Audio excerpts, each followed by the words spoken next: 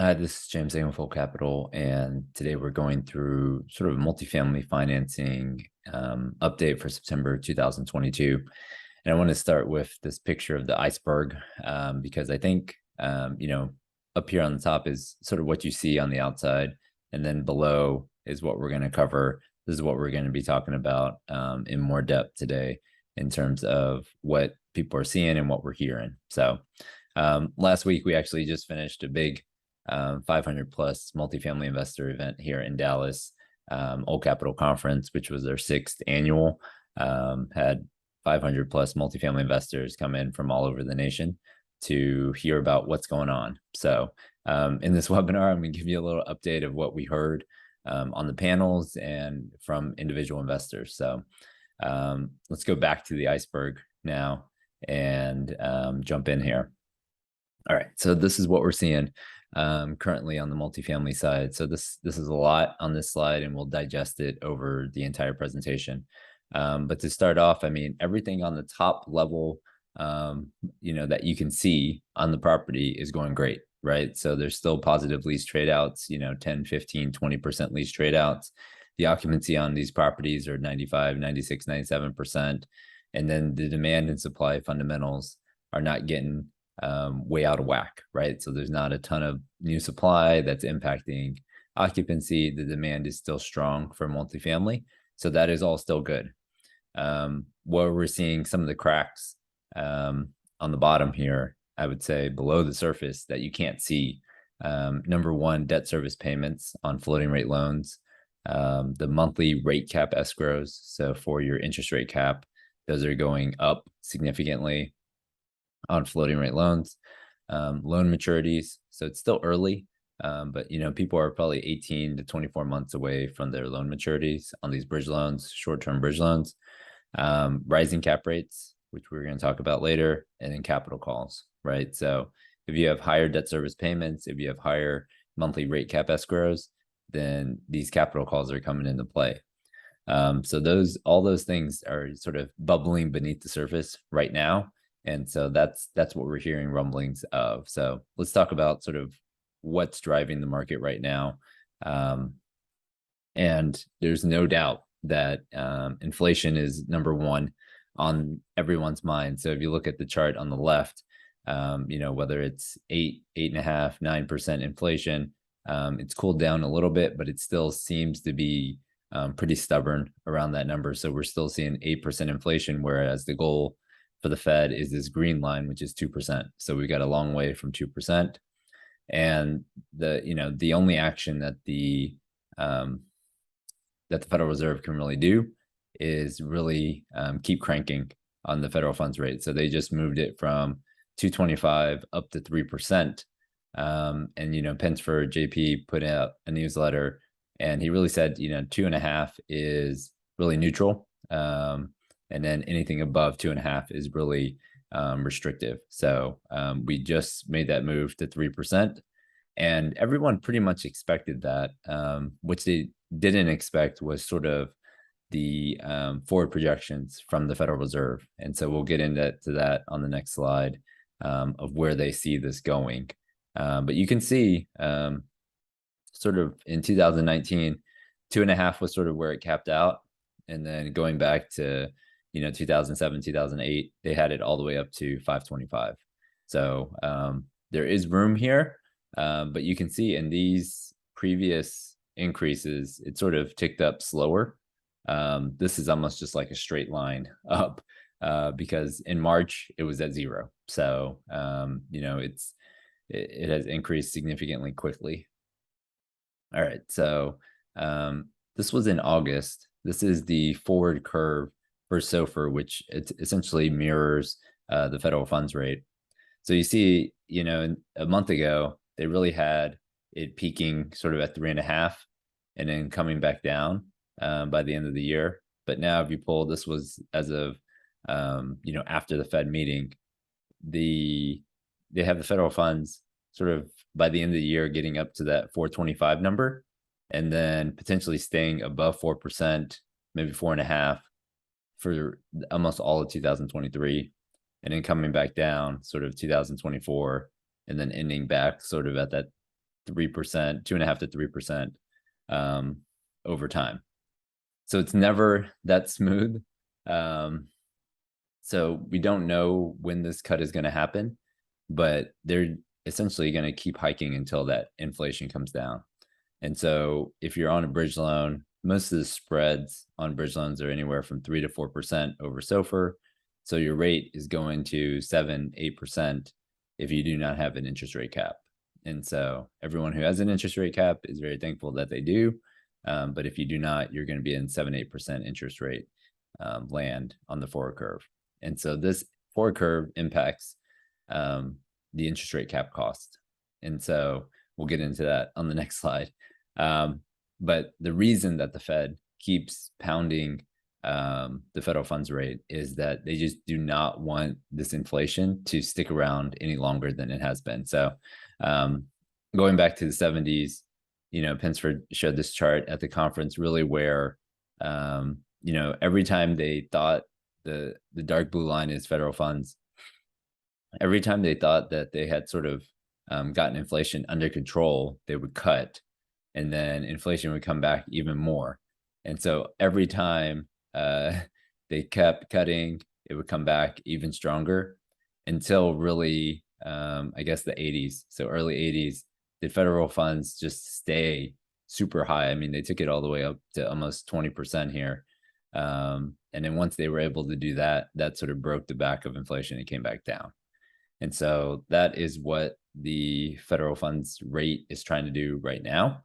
And I heard a quote from one of the former Fed chairman, or one of the Fed members, and he was like, the federal funds is not a light switch, but a dimmer.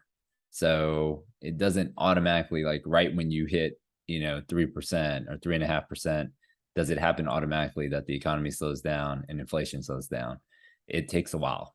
And so the federal funds rate they're gonna keep increasing it. Then once they see inflation, they'll probably just hold it there. So that is what most people are predicting right now.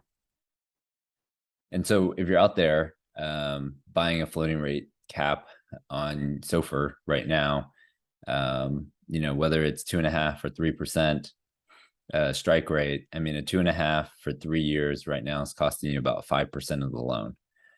So pretty expensive in terms of closing costs, right? So you probably have 2 to 3% closing costs on a normal deal, and now you're having to add in about 5% of the loan amount in cap costs to keep your rate at 2.5% on the SOFR. All right, so this is probably the biggest change since our last update. The last update was sort of mid-August, and 10-year Treasury was probably 275, 2.8 at that time, and it's run almost 100 basis points in the last 30 days. And this changes the dynamics, obviously, for if you're doing a new debt loan on Fannie and Freddie, or if you're doing a refi to Fannie and Freddie, because they're looking at a 125 cover. And so this movement upwards, I'm not sure anyone can really explain it, except that it sort of just coincides with the federal funds going up significantly in that time frame and inflation coming in very high. So this impact of rising rates, particularly the 10-year Treasury, is having a huge impact on single family. A lot of reports out. This one report came out and basically said they expect prices to drop at least 15% in the next 12 months. And this is the rate on a 30-year mortgage right now is 6.25, might be 6.5. And then essentially the mortgage application, the number of mortgage applications is like at its 20-year low as well. And then the supply of homes on the new side of new homes is getting up to, I think this is showing about 10 months of new supply, 11 months of new supply of new houses in the US, which is sort of back where 2007, 2008 were. So single family is no doubt feeling some pain right now in terms of pricing. And so a lot of people are stuck in their single family house because they got a mortgage at 3% in the last 2 or 3 years, and now it's 6%. So For them to move up, it's going to be quite difficult. So, on the multifamily side, it's, obviously challenging because you're looking at a 125 cover, right? And so the market's adjusting to this new reality of higher 10-year treasury, higher rates. And so I use this example down here. Let's say you're buying a deal for $10 million, NOI is 500,000, so a cap rate of 5%.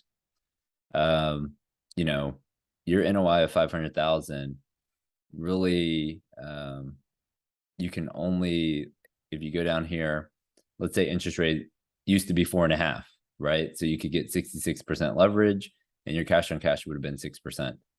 But when interest rates go from 4.5 to 5.5, which they just did over the last month, this 5.5 interest rate, your leverage is cut to 58% and your cash on cash drops to 4% on IO, right? On amortizing, it's close to 2%.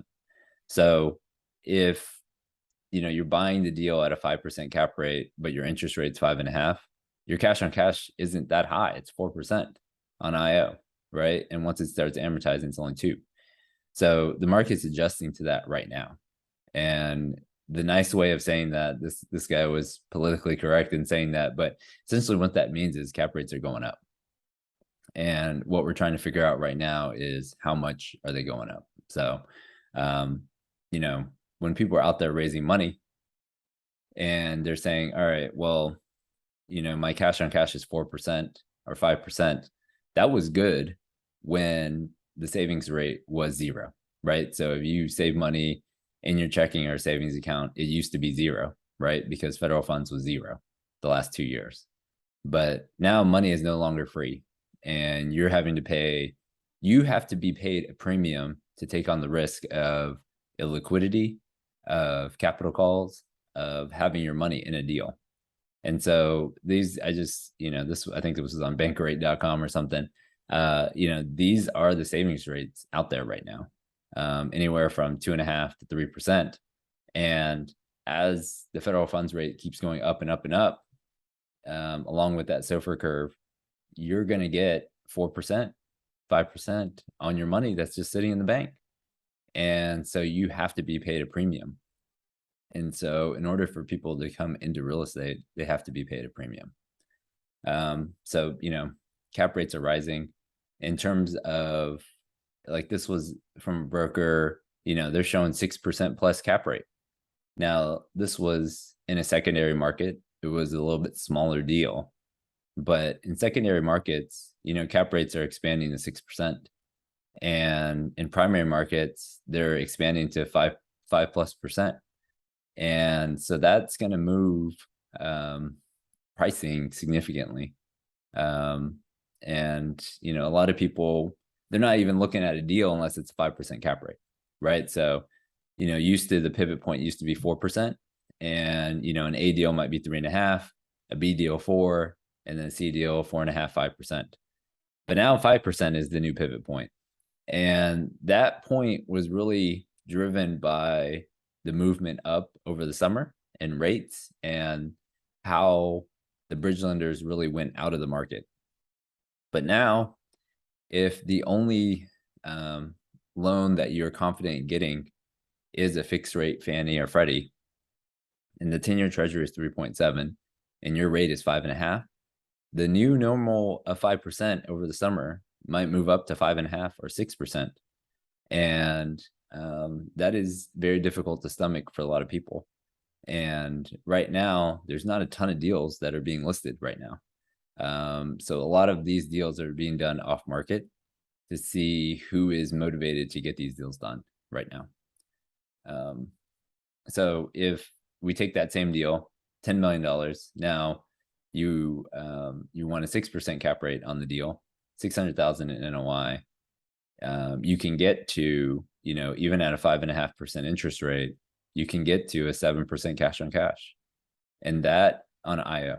And that is a reasonable number that I think a lot of people would step back into the market to take on, right? So you can buy the deal, $600,000 NOI, but you have, almost every pro forma goes up, right? So there's probably upside in the rents. So if you can buy a deal at a 6% cap, put 5.5% on in terms of the loan amount, and then still get to a 7% cash on cash, I think that's when people start coming back into the market. And obviously this is market driven, right? So if somebody's willing to pay 11 million, right, this cap rate goes down, right? But if someone's willing to pay 9, it might be a 6.5 or 7 cap.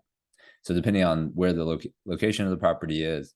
But I just don't think, Fannie and Freddie are not going to put you into a deal where your debt service cannot be covered, right? So, I think a lot of bridge loans were done at negative leverage because when they started, the interest rate was 3.5%, 4%, and now they're 7%. So right now, Fannie and Freddie are still probably around that 5.5 to 6% rate. So that's sort of what's going on the market side. But let's jump over to the financing side on the multi side. But a little bit of my background: born and raised in Houston, went to school in Texas at UT, and went to school in Austin, sorry, and have been up here in DFW since 2006. Started my career really as a loan underwriter at GE Capital, going through sort of the CMBS and sort of great financial crisis there. And then since 2015 have originated about $1.5 billion in multifamily loans across 20,000 units, and then invested in probably 38, 39 properties now in all the major markets in Texas since 2015. All right. And so a lot of people ask, well, why am I still buying multi right now? Or why am I still investing in multi right now? And, the rent growth is still there. The leases are getting reset. So in an inflationary environment, the rents might keep growing. The higher interest rates are driving affordability down on the single family side. So your occupancies are still good. And you have the opportunity to purchase at reset pricing now. And so, yeah, it's been tough the last 6, 9, 12 months because of the amount of competition. But right now, there's not as much competition. So you're able to come in and buy at a higher cap rate than you were in the past. And then you still have lending through Fannie and Freddie. And, in terms of all the other commercial types, whether it's office, retail, industrial, multifamily has held up the best. And I like this quote from this one, I think it was Moody's or someone. They were like, rent eats first. And, single family is slowing down. But all those people who wanted to be in single family homes, they're going to stay in multi and they're going to keep renting because they either don't have the down payment or they can't qualify for the loan. So, if I'm buying multi right now or investing in multi, my focus is on cash flow. You cannot count solely on appreciation.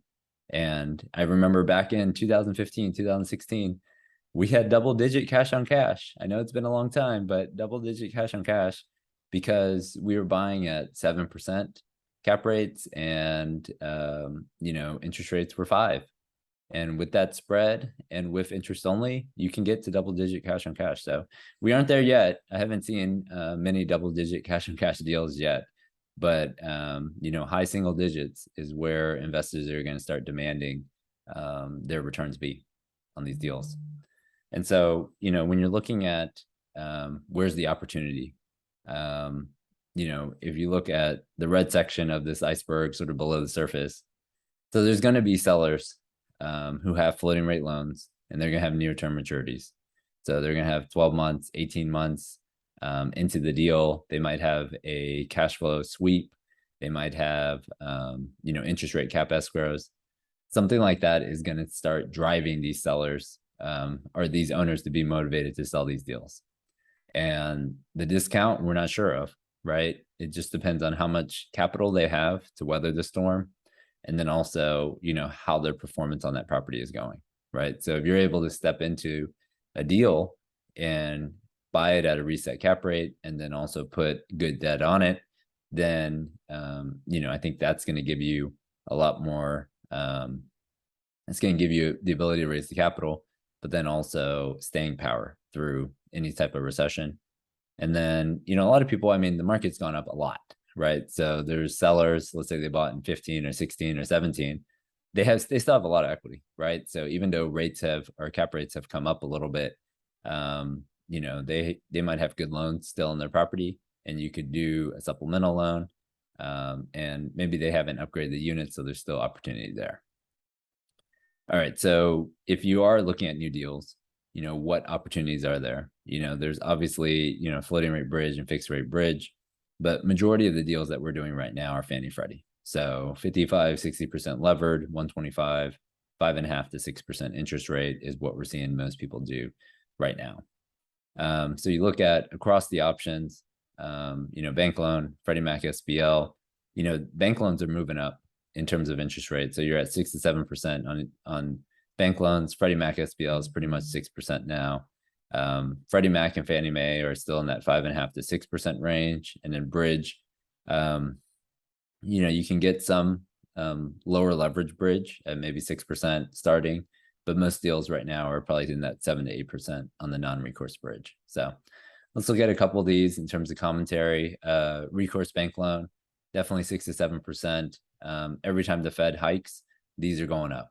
If you do need more leverage, we're seeing deals get done at 65 to 75% on the recourse bank side, but they are at a pretty high leverage and you're signing recourse on those. So 6 to 7%, and they can close pretty quick. So if you're looking for something on a year-end close, recourse bank loan might work well on those. This was a deal we did out in Tyler. We got the deal approved, got the seller comfortable that we could close within 30 days and got the deal closed. And basically they hold your interest rate as well through the whole process. So be able to keep that interest rate fixed is good for, I think that was a 5-year loan. All right, Fannie Freddie, this is a backstop for multifamily. And, this one, right now, I think this was quoted at, 530, 540 on interest rate on a 180 spread. That's probably the lowest that I've seen is 180. But, with 10-year treasury moving up, 3.7, 3.8, then 3.7 plus 180, you're still 5.5, right? So that's what they're sizing. They're trying to get to 125. So that's what I think people are going to start pricing in their debt, right? There's nowhere you can go to get 4% money anymore. So you're going to be at 5.5, 6%. That's going to be your debt cost. And for you to have positive leverage, you're going to have to start buying at north of 5 on your cap rates. So they're definitely focused more on affordability on the Fannie Freddie side. We got a deal quoted more on the Class A side, and the spread was closer to 220, 230. So Fannie and Freddie have a focus on affordability. I think 60 or 70% of their business needs to be affordable. So they're going to try to win that business even more. This was the deal we did down in Temple, sort of in between Dallas and Austin. And, this was a Fannie Mae fixed rate, probably about 60% leverage on this deal, 3 years IO, 10 years fixed. So those guys are happy they got that deal done at the time because they got a fixed rate and they have no interest rate cap cost or any of that risk right now. All right, let's go over to bridge loans. So these guys obviously have been in the market. We're seeing their rates, at the beginning of the year, be around 4%. Now you're closer to 7%. The number of guys who are in the market competitively have dropped off over the summer. I would say it's still probably in that 5 to 10 in terms of bridge lenders, but probably closer to the low end on number of people who are actually getting deals done right now. And it's really only being used as needed, right? So back in when March of or May of 2021, almost everyone was doing a bridge loan just because the rates were so low and the leverage was high. But now, since rates have gone pretty much back up to 7-8%, it's very difficult to use these unless it's absolutely needed. And when it's needed is when the rents are significantly below market and or occupancy is not 90%. So higher debt yield for sure on these bridge loans right now.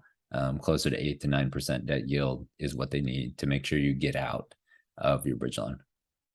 This was a deal that we did over the summer, non-recourse bridge. So on this deal, essentially the rents were like 300 or 400 below the market rate, come in 100% classic units, seller under the deal for 20 plus years. That's the type of deal that you do on a bridge versus if it's a stabilized deal, use Fannie Freddie right now. So this is the last piece. I mean, if you have a bridge loan out there right now, your spread is 325 to, I don't know, 4.5. So with SOFR at 3, you're all in at 7% approximately. And then you've got 2 to 3 years until maturity. So your job right now is to focus on net rental, to focus in on getting your collections up so that you can refi. So right now it's pretty difficult to refi because your rate's going to be 5.5. But if there is any give in the 10-year treasury, so if 10-year treasury gets below, I don't know, 325, I would be calling your mortgage broker, calling your to see if you can refi and push out your maturity, right? Because the key is you need to hit a 125 on a 30-year AM on your current loan balance, or maybe paying a little money to get off your bridge and into a Fannie Freddie, whether it's a floater or fixed rate at that time. So they're really looking at net rental income and a strong T3 on the agency side. So Old Capital, I mean, this is what we do, right? So this is what we focus in on day in and day out, is all the types of multifamily loans that you can do.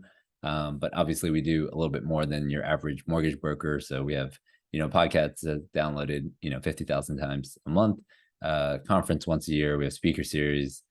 We tour assets with people, all those things that most people don't do.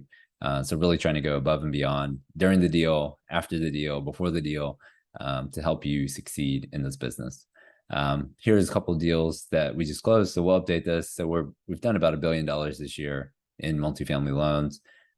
In the second quarter is definitely more of a non-recourse bridge market, and then in the third quarter, I would say it's mostly Fannie Freddie, but close to $1 billion. So if you made it this far, definitely subscribe to the YouTube channel. If you need help with a deal, send me T12 rent roll OM whisper price, and we can get a term sheet for you. And then if you need help reviewing a deal, whether it's investment package from GP, happy to look at those. And then if you just are getting started, send me an email and we'll review your personal financial statement. And then if you're interested in joining Old Capital here in Dallas, send me an email with your resume. All right. Thanks, guys.